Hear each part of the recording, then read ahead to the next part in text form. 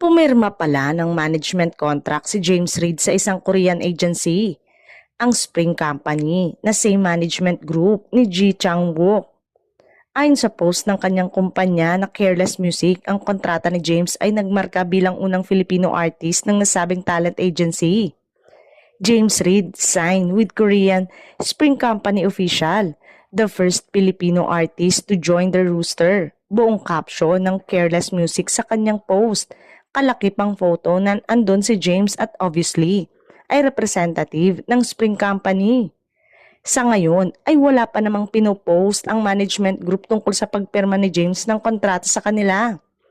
Nauna nang nabanggit ni James na tuloy ang kanyang comeback sa paggawa ng teleserye na Ang Balita, katambal pa ay si Catherine Bernardo sa ABS-CBN. Kaya ang tanong ng marami ay, matuloy pa kaya yun? O mapapanood kaya natin siya sa Korean novela at hindi na sa Kapamilya Network?